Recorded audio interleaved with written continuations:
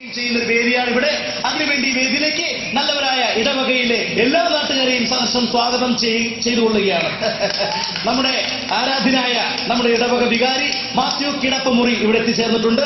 അതോടൊപ്പം തന്നെ നമ്മുടെ ഈ ചരിത്രത്തെക്കുറിച്ച്, നമ്മുടെ പള്ളിയുടെ ചരിത്രത്തെക്കുറിച്ച് അവലോകനം ചെയ്യുന്നതിന് വേണ്ടി നമ്മുടെ പള്ളിയുടെ പ്രസിഡന്റ് ചരിത്രം മത്തായി ഇവിടെ എത്തിച്ചേർന്നിരിക്കുകയാണ്. ചരിത്രത്തെക്കുറിച്ച് അവലോകനം ചെയ്യുന്നതിന് വേണ്ടി അദ്ദേഹത്തെ വേദിയിലേക്ക് ഹാർദവമായി സ്വാഗതം ചെയ്തുകൊള്ളുകയാണ്.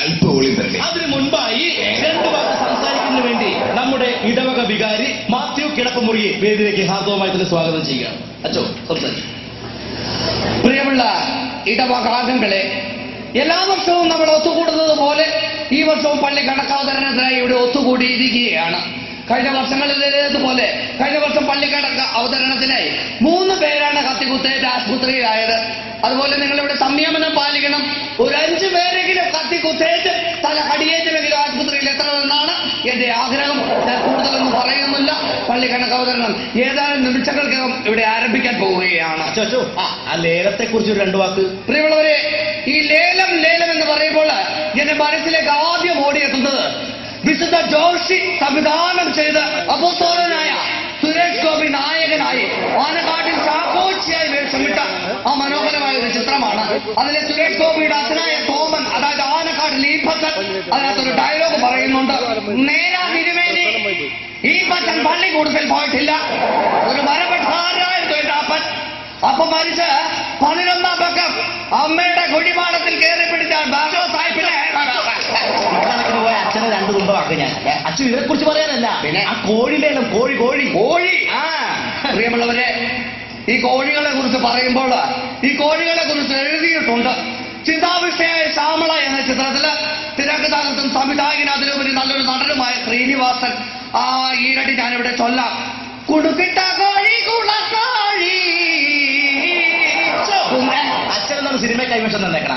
ഇതിനെക്കുറിച്ചല്ല, പിന്നെ നമ്മുടെ മറ്റേ പൊള്ളാച്ചിന്ന് കൊണ്ടുവന്ന കോഴി ലേലം തമിഴ്നാട് കോഴി. തമിഴ്നാട് കോഴിയെ കുറിച്ച് പറയുകയാണെങ്കിൽ തമിഴന്മാർ വളരെ മനോഹരമായിട്ട് എഴുതി വെച്ചിട്ടുണ്ട്. ചരക്ക് വെച്ചിരിക്കെ, ഇറക്കി വെച്ചിരിക്കെ, വറുത്ത കോഴി മുളക് പോട്ട് ഇടിച്ച് വെച്ചിരിക്കെ. വറുത്ത കോഴി മുളക് പോട്ട് അതിങ്ങനെ ചൂടാക്കി അതിന്റെ ആവി ഇങ്ങനെ മണം അടിക്കുമ്പോൾ അതിനെല്ലാം നല്ല രുചി തോന്നുന്നു. അച്ഛോ, ഇതിനെക്കുറിച്ച് തോന്നുന്നില്ലേ? അപ്പോൾ ഈ അടുത്തതായിട്ട് നമ്മുടെ ചരിത്ര പ്രസിദ്ധമായ പള്ളിയുടെ ചരിത്രത്തെ കുറിച്ച് അവലോകനം ചെയ്തതിനു വേണ്ടി ചരിത്രം മത്തായിയെ വേദിയിലേക്ക് ഹാർദവമായി സ്വാഗതം ചെയ്യുന്നു. അതിനു മുൻപായി നമ്മുടെ പള്ളിയിലേക്ക് സംഭാവന തന്നിരിക്കുന്നവരുടെ പേര് വിവരങ്ങൾ വെളിപ്പെടുത്താനുള്ള ഒരു അവസരമാണ്. പെയിന്റുകൾ നടത്തുന്ന ഇട്ടിപ്പറമ്പിൽ ഇട്ടൂപ്പ് 1500 രൂപ. ഇട്ടിപ്പറമ്പിൽ ഇട്ടൂപ്പിന് ഒരു ചെറിയ കൈയടി കൊടുക്കാം. ഓക്കെ. 2 തുണിക്കട നടത്തുന്ന മത്തായി 1250 രൂപ. ഒരു കൊച്ചു കൈയടി. ടൗണിൽ മുറുക്കാൻ കട നടത്തുന്ന ഡൊമിനിക്ക് 1712 രൂപ. ഒരു കുഞ്ഞു കൈയടി. ഓക്കെ. ഇനി അടുത്തായിട്ട് 4 ജ്വല്ലറിയും 56 ബസ്സും 5 പെട്രോൾ പമ്പുമുള്ള പാട്ടത്തിൽ തോമ 124 രൂപ. അവന് കൈയടി വേണ്ട. ഓക്കെ. അടുത്തത് കണ്ണങ്കാട്ട് കൊച്ചു ത്രേസ്യ 75,000 രൂപ. അതെ, എനിക്കൊരു കാര്യം പറയാനുണ്ട്. കൊച്ചു ത്രേസ്യയുടെ പണം നമ്മൾക്ക് വാങ്ങാൻ കൊള്ളത്തില്ല. അവർ തെറ്റായ രീതിയിൽ സമ്പാദിക്കുന്ന പണമാണ്. അത് വാങ്ങിക്കഴിഞ്ഞാൽ ഈശ്വര കോപം ഉണ്ടാവും. അത് വാങ്ങാൻ സാധിക്കില്ല. ഞാൻ സമ്മതിക്കില്ല. ദൈവകോപം ഉണ്ടാകും. പറയരുത്. ഈ കൊച്ചു ത്രേസ്യയുടെ പൈസ എന്ന് പറഞ്ഞാൽ ഞങ്ങളുടെ കൂടി പൈസ, ഞങ്ങളും കൂടി പണിയെടുത്തുണ്ടാക്കിയ കാശാണ് അവൾ ഈ കൊണ്ട് തന്നേക്കണ പൈസ. അതെ, ഞാനും കൊടുത്തിരുന്നു. അങ്ങനെയാണെങ്കിൽ അതിൽ നിന്ന് 2500 രൂപ കുറക്കണം. അതെന്തിനാണ്? പലപ്പോഴായിട്ട് 2500 രൂപ അവർക്ക് ഞാൻ കൊടുത്തിട്ടുണ്ട്. സമ്മതിക്കുക. ഈ പള്ളിയുടെ കണക്കവതരണത്തിന് കറിയാറ്റിനെ വിളിക്കാൻ നോക്കുക. ആ ഒരു കാര്യം ചെയ്യാം. അടുത്തതായിട്ട് ചരിത്ര പ്രസിദ്ധമായ നമ്മുടെ പള്ളിയുടെ ചരിത്രത്തെ കുറിച്ച് അവലോകനം ചെയ്തതിനു വേണ്ടി മത്തായി ചേട്ടനെ ക്ഷണിച്ചുകൊള്ളുകയാണ്. അതിനു മുൻപായിട്ട് പള്ളിക്കണക്ക് അവതരണമാണ് ഇന്ന് വേദി നടക്കുവാനുള്ളത്. പള്ളിക്കണക്ക് അവതരണത്തിന് വേണ്ടി നമ്മുടെ പ്രിയപ്പെട്ട കൈയിട്ടുവാരി കറിയയെ വേദിയിലേക്ക് ഹാർദവമായി തന്നെ സ്വാഗതം ചെയ്തുകൊള്ളുന്നു. അച്ഛനങ്ങോട്ട് മാറും, കറിയ ഇങ്ങോട്ട് കയറും. ബഹുമാനപ്പെട്ട ഫാദർ, മറ്റു വിശിഷ്ട പള്ളി അംഗങ്ങളെ, ഇടവകയിലെ കുഞ്ഞാടുകളെ, ഞാനിങ്ങോട്ട് വരുന്നതിന് മുൻപ് എന്നെ ഇവിടെ ചിലര് പുകഴ്ത്തി സംസാരിക്കുന്നു ഞാൻ കേട്ടു.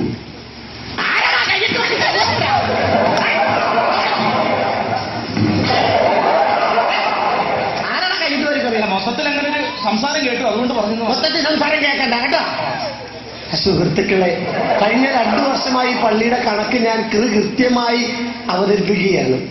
അതുപോലെ തന്നെ ഈ വർഷവും പള്ളിയുടെ കണക്ക്, പള്ളിയിൽ ചെലവായതും വരവും എല്ലാം കൂട്ടിക്കിഴിച്ച് കൃത്യമായിട്ട് ഞാൻ വളരെ വ്യക്തമായ രീതിയിൽ എഴുതി ഈ ബാഗിൽ കൊണ്ടുവന്നിട്ടുണ്ട്. ഇതാണ് ഈ വർഷത്തെ മൊത്തത്തിലെ പള്ളിയുടെ കണക്ക്. ഇത്രയും കൂടുതൽ, ഇത്രയും ഈ വർഷത്തെ പള്ളിയുടെ കണക്ക് ഞാൻ പറയാൻ പോവാ. ഇനി കേട്ടില്ല കണ്ടില്ല എന്ന് പറഞ്ഞ് മറുപടി പറയാൻ നിൽക്കരുത്, കേട്ടല്ലോ. പള്ളി പെയിന്റ് അടിച്ച വകയില് 5000 രൂപ. 5000 രൂപ? കോഴിക്കോട് പോയിരിക്കുന്ന പള്ളി പെയിന്റ് അടിച്ചത് 5000 രൂപ. 5000 രൂപ അറിയാൻ ഈ ദൈവത്തിന് നിരക്കാത്തത് പറയരുത്. എന്റെ പൊന്നച്ച, ഈ പള്ളി പെയിന്റ് അടിച്ച 5000 രൂപ. അതെന്നാ വർത്തമാനം? 1500 രൂപയുടെ പെയിന്റ് പോലും ഇവിടെ വരില്ല. പിന്നെ എങ്ങനെയാണ് 5000 രൂപയായി? പറയട്ടെ, ഈ പെയിന്റ് അടിക്കാൻ വന്നവർക്ക് പൈന്റും കൂടി മേടിച്ചു കൊടുത്തതിന്റെ വകയായി പറയണത്. അങ്ങനെ വെള്ളം മേടിച്ചു കൊടുത്തതിനെ പറയണ്ട. ഞാൻ അനുവദിക്കില്ല. ഈ ഫാദർ ജീവിച്ചിരിക്കുന്നവർക്കോളം കാലം ഇവിടെ പെയിന്റ് അടിക്കുന്നത് ഞാൻ അനുവദിക്കില്ല. അച്ഛൻ മിണ്ടരുത്, എന്താണ്? അച്ഛൻ മിണ്ടരുത്. കാര്യം പറയും. ആ പൈന്റിൽ പകുതി മുക്കാലും കുടിച്ചു നിർത്തി ഈ അച്ഛനാണ്. അപ്പൊ അത് വീഴായിരുന്നില്ലേ? വീണല്ല, പൈന്റായിരുന്നു. ഓപ്പിയാറ്. അതൊക്കെ അങ്ങോട്ട് വിട്ടേക്ക്, വിട്ടേക്ക്. അടുത്ത കണക്ക് വായിക്കും, അടുത്ത കണക്ക് വായിക്കും. അടുത്ത കണക്ക് തെങ്ങേപ്പാട്ട് 3250 രൂപ 75 പൈസ. തെങ്ങേപ്പാട്ടാ? അതെല്ലാവരും വഴിയാ. തെങ്ങേപ്പാട്ട് കേട്ടിട്ടില്ലേ? ഇല്ല. ഈ തെങ്ങിന്റെ മുകളിൽ കോളാമ്പി കെട്ടി വെച്ചിട്ട് പാടിക്കുന്ന പാട്ടാണ് തെങ്ങേപ്പാട്ട്. ആർഭാടം എന്നല്ലാതെ ഞാൻ എന്ത് പറയാനാണ്? അയ്യോ, കഴിഞ്ഞ വർഷം തെങ്ങിന്റെ മുകളിൽ കോളാമ്പി കെട്ടി വെച്ച് നടത്തിയ പാട്ടാണ്. അതിനേക്കാളും നന്നായിട്ട് എന്റെ മക്കൾ ജിംസി പ്രിൻസി പാടുമല്ല. ആണോ? അടുത്ത പെരുന്നാൾ ഇയാക്കടെ മക്കള് ജിൻസി പ്രിൻസിനെ തെങ്ങിന്റെ മണ്ടയ്ക്ക് കെട്ടി വെച്ചാൽ പാടിച്ച മതി. അല്ല പറയാൻ എനിക്കൊരു സംശയമുണ്ട്. എന്ത്? ഈ ജിൻസിയും പ്രിൻസിയും എങ്ങനെയാണ് നമ്മൾ ട്രെയിനിന്റെ മുകളിലേക്ക് എത്തിക്കുന്നത്? അവളുമാരുടെ തന്തയാണ് എനിക്കറിയാം കേട്ടോ. അച്ഛനാണ് ഞാൻ നോക്കുന്നത്. അടുത്ത കണക്ക് വായിക്കാം. അടുത്ത കണക്ക് ആനയ്ക്ക് സർബത്ത് വാങ്ങിക്കൊടുത്തത് 3250 രൂപ 50 പൈസ. അറിയാൻ ഈ പറയുന്നത് ആനയ്ക്ക് സർബത്ത് മേടിച്ചു കൊടുത്തു. ഞാനെന്നെ സർബത്ത് കുടിക്കൂലേ? ആന സർബത്ത് കുടിക്കരുത്. ജഡമേ, ഞാൻ ഈ പള്ളിയിലേക്ക് ആനയെ കൊണ്ടുവരാൻ വേണ്ടി പോയി. ആനയെ വെയിൽ കൊണ്ട് നടന്നു വന്ന വഴിക്ക് ഞാൻ കടയിൽ കയറി ഒരു സർബത്ത് കുടിച്ചു. കുറച്ച് ഞാൻ പുറകിൽ തോണ്ടണ്. ആന സർബത്ത് മേടിച്ചു കൊടുക്കാൻ. എന്നിട്ട് ഞാൻ എന്ത് ചെയ്യാനാ? ഞാൻ എന്നിട്ടൊരു 3-4 ഡ്രം സർബത്ത് മേടിച്ച് ആനയ്ക്ക് കൊടുത്തു. അത് ശരി. ആന കൊക്കക്കോള ചോദിക്കാതിരുന്നത് ഭാഗ്യം. ആ ഭാഗ്യം. പിന്നെ അതൊക്കെ അങ്ങോട്ട് വിട്ടേ. അടുത്ത കണക്ക് വായിക്കും. അടുത്ത കണക്ക് ആന വിരണ്ട് ഓടിയ വകയിൽ 10000 രൂപ നഷ്ടം. ആന വിരണ്ടോടിയുന്ന ഈ പള്ളി പെരുന്നാളിനോ? ഈ പള്ളി പെരുന്നാളിന്. ഈ കഴിഞ്ഞ പെരുന്നാളിന്.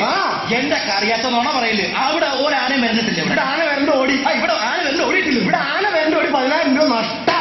നീ നുണ പറയണ്ട. ആന വരണ്ട് ഓടിയിട്ടില്ല. ആന വിരണ്ടതാണോ ഓടിയതാണോ അറിയാൻ പാടില്ല. ഞാൻ അതിനെ പോയപ്പോ ആന കാണിച്ചു. ഞാൻ ഓടിപ്പോ എനിക്ക് കിട്ടി കൊടുക്കാൻ പറ്റുന്നത് എന്റെ 10000 രൂപ കണ്ടു പോയി. അത് ഞാൻ ഇതിൽ കൂട്ടും. പുറത്തിറക്കുവേ. അറിയാലോ, എന്നെ അറിയാലോ. കേട്ടാ, ഇനി കടമറ്റത്ത് കത്തനാരെ ആശുപത്രി കൊണ്ടുപോയ വകയിൽ 850 രൂപ. നീ പറയുന്ന കടമറ്റത്ത് കത്തനാരൊക്കെ മരിച്ചിട്ട് വർഷങ്ങൾ എത്രയായി? കടമറ്റത്ത് പണ്ടങ്ങാട്ട് ജീവിച്ചിരുന്ന ആൾക്കാർ ആശുപത്രി കൊണ്ടുപോയി. ഞാനൊന്ന് പറയട്ടോ, പിന്നെ ചാടി കളിക്കില്ല. പറയട്ടെ, ഇവിടെ നിങ്ങൾ ഏത് നാടകം നടത്തിയത്? കടമറ്റത്ത് കത്തനാര്? ആണല്ല, ഈ കടമറ്റത്ത് കത്തനാർ നാടകത്തിൽ കത്തനാരായിട്ട് അഭിനയിച്ച പുള്ളിക്ക് വളിച്ച ചോറും കൂട്ടാനും കൊടുത്താൽ വയറുവേദനയെടുത്ത് നിലനിർത്തിയപ്പോ ആരാ ആശുപത്രി കൊണ്ടുപോയത്? ആരാ കൊണ്ടുപോയത്? ഈ ഞാൻ. ഇനി പള്ളിയിൽ 3000 മെഴുകുതിരി കത്തിച്ചതിന് 3850 രൂപ.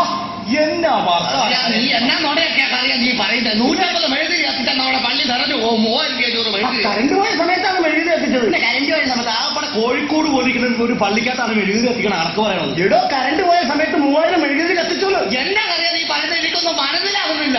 3000 മെഴുകുതിരി കത്തിക്കേണ്ട ആവശ്യമുള്ള ജനറേറ്റർ ഉണ്ടെന്ന് വെച്ചിട്ടുണ്ടായിരുന്നല്ല. അവിടെയാണ് ചോദ്യം പറഞ്ഞത്. ഈ ജനറേറ്റർ എവിടെയാ കൊണ്ട് വെച്ചേരുന്നേ? നമ്മുടെ സെമിത്തേരിയുടെ അപ്പുറത്തെ കുറ്റിക്കാട്ടിൽ. കുറ്റിക്കാട്ടിലാണോ?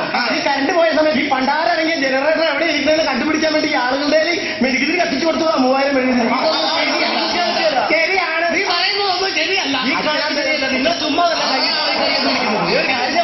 ഇവിടെ മര്യാദയ്ക്ക് കണക്കവതരിപ്പിക്കുന്ന നീയൊക്കെ കൂടി കഴിഞ്ഞ പ്രാവശ്യം ഇവിടെ കണക്കവതരിപ്പിച്ച് ഭയങ്കര ബഹളം ഉണ്ടായിരുന്നു. നാട്ടുകാർക്ക് ഒന്നും കിടന്നുറങ്ങാൻ പറ്റിയില്ല. ഞങ്ങൾ യൂത്ത് മൂവ്മെന്റിന്റെ പിള്ളേരെ അറിയാല്ല. ഈ വർഷം എന്തേലും ബഹളം ഇവിടെ ഉണ്ടായ അച്ഛനാണെന്നോ കപ്പയാണെന്ന് ഞാൻ നോക്കൂല. കാലും കൈയും വെട്ടി പട്ടിക്കിട്ട് കൊടുക്കും. പറഞ്ഞേട്ടാ. അപ്പൊ ഒച്ച ഉണ്ടാവില്ല. അല്പ ഒന്നുമില്ല. ബാക്കി കിടക്കുന്നത് യൂത്തോവിന്റെ പിള്ളേരെ അറിയാലോ. ഇടിച്ച് കൂമ്പ് പട്ടിക്കളി എല്ലാം കൂടി. ബാക്കി കണക്ക് വായിക്കും. ഇനി ഏത് കണക്കറിയേണ്ടത്? ഇനി അച്ഛൻ ഏത് കണക്കറിയണം? ഞാനൊരു കാര്യം പറയാം. പള്ളിയിൽ തേങ്ങയിട്ട കണക്ക് എനിക്ക് ഇപ്പോൾ അറിയണം. പള്ളിക്ക് തേങ്ങയിട്ട കണക്കറിയണം. എനിക്ക് അറിയണം. അത് രാത്രി ഇട്ട തേങ്ങയുടെ കണക്കാണോ പകലിട്ട തേങ്ങയുടെ കണക്കാണോ? പള്ളിയിൽ തേങ്ങയിട്ടില്ല. എന്തൊക്കെയാണ് ഇവർ ഈ പറയുന്നത്? രാത്രിയായാലും പകലായാലും തേങ്ങ തേങ്ങയല്ലേ? എന്തോ ആവട്ടെ, ആ കണക്ക് അങ്ങോട്ട് പറ. ഓക്കെ, ഈ തേങ്ങ ഇട്ടവന് അതിന് മടൽ ഞാൻ കൊടുത്തിട്ടുണ്ട്. കൊടുത്തു. പള്ളിക്ക് ഇവൻ ലാഭം ഉണ്ടാക്കിയിട്ടുണ്ട്. ഓക്കെ, സമ്മതിച്ചു. ഈ തേങ്ങ ആട്ടിക്കാൻ കൊണ്ടുപോയവന് അതിന്റെ ചിരട്ട ഞാൻ കൊടുത്തു. ഓക്കെ, വീണ്ടും ലാഭിച്ചു. ലാഭിച്ചു. പിന്നെ ഈ വെളിച്ചെണ്ണ ആക്കിയവന് അതിന്റെ പിണ്ണാക്ക് ഞാൻ കൊടുത്തിട്ടുണ്ട്. പിള്ളാക്ക് കൊടുത്തിട്ടുണ്ട്. വീണ്ടും അല്പം കൂടി ലാഭം ഉണ്ടാക്കിയിട്ടുണ്ട്. ലാഭം ഉണ്ടാക്കി. പിന്നെ ഇതിന്റെ ഉത്തരവാദിത്വമൊക്കെ ഏറ്റെടുത്ത് നടന്ന ഞാൻ അതിന്റെ വെളിച്ചെണ്ണ അങ്ങോട്ട് എടുത്തു. വെളിച്ചെണ്ണ അങ്ങോട്ട് എടുത്ത്. അപ്പൊ പള്ളിക്ക് എന്താ ഉള്ളത്? പള്ളിക്ക് കണക്ക് കണ്ട പോരെ? പള്ളിക്ക് കണക്ക് പോരെ. പള്ളിക്ക്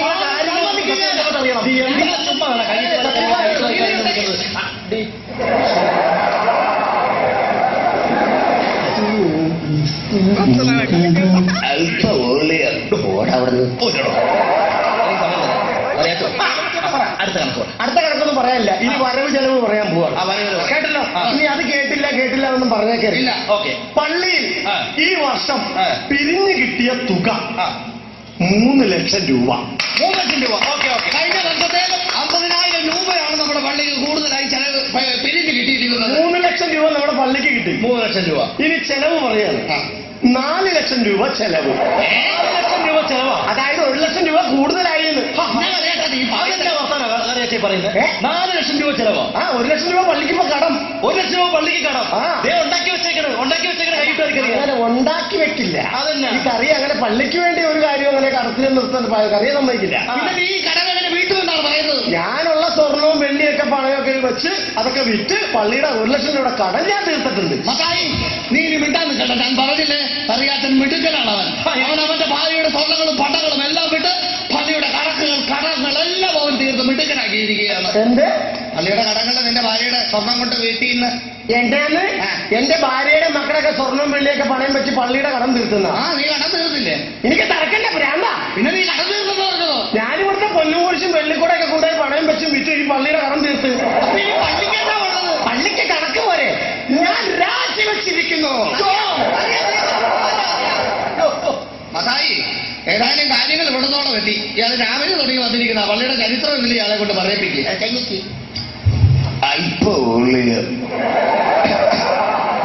ഒരു പ്രത്യേക കാര്യം പറയാനുണ്ട്. എന്താണ്? ഈ യോഗം പിരിച്ചുവിട്ടിരിക്കുന്നു.